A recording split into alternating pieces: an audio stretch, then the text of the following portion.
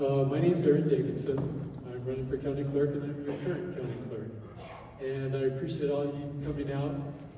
It seems like every 4 years, the clerk race becomes more and more important. Last year, we just had this debate in a small room in Highland, and it was packed, but nothing like this. So I appreciate you all coming out, especially the first-time delegates. And I'm going to just spend a little time. I'm going to talk to you about policy and whatnot in the debate. But I just want you to know a little bit about me. Personally, I was born in Wyoming, but pretty much raised in Arizona. And then I went off on mission. I came back and went to BYU. And at BYU, I earned 3 degrees. I earned my bachelor's and my master's in accounting with an emphasis in information systems. And then I also earned my MBA. And I worked on both my masters at the same time. And one semester I actually had 24 credit hours. And so that's actually the diligence that I put in as being your county clerk. I know how to put in long hours, and during election, many times I come home at midnight. And I have been working tirelessly to make what I feel is a more transparent county clerk's office.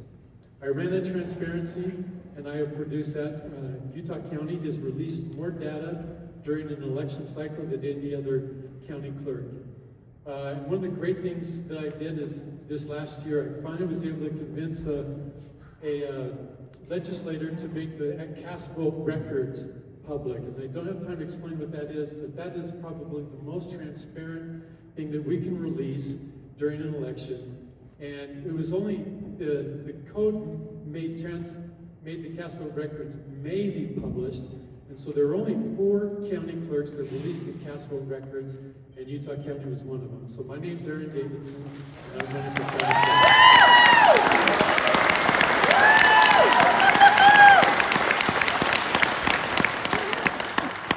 Hello, my name's Corey Astle, and I'm running for county clerk, and I want to tell you a little bit about myself.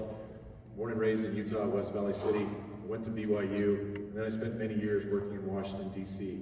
I'm an attorney, and I worked as an attorney and a senior advisor in the United States Senate. I was a chief of staff of a committee in the United States Senate. And then I would serve as a vice president of a large business organization. And then during COVID, we moved our family back. And I've joked with a few of you, that was 6 years ago, it's hard to believe. But we got 4 teenagers, we live in Lehigh, and my wife and I have gone in a very different direction career-wise. We're small business owners, and we own 2 health clinics that provide behavioral health for children with autism. So we help autistic kids, and it's great.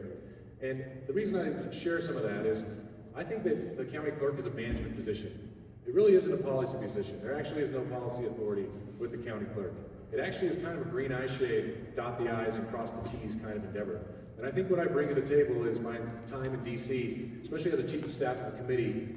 I know how to manage process, and I know how to get buy-in, and I know how to engender faith that the process is working, and everyone believes that it's working as it should. And that really is what our elections are, as a process. And I think that's really important.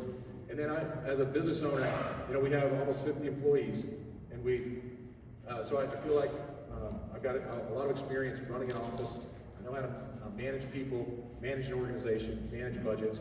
And I think that is what is needed. It's a management experience, process experience, management experience, because this really is a management role. And so I'm going to talk a lot about several policy issues tonight, and I think it'll be fun and it'll be interesting. But really, the job of the county clerk is to make sure that, number one, we're able to verify that you are an eligible voter, and then number 2, you can vote. And I strongly believe that if you are an eligible voter, you should be able to vote. And we should make it relatively convenient.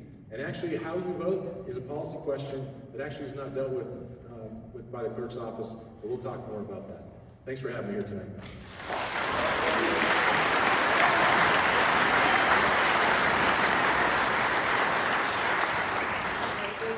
I neglected to tell you how the timing goes. So Stephanie is in front. She has our time cards. So when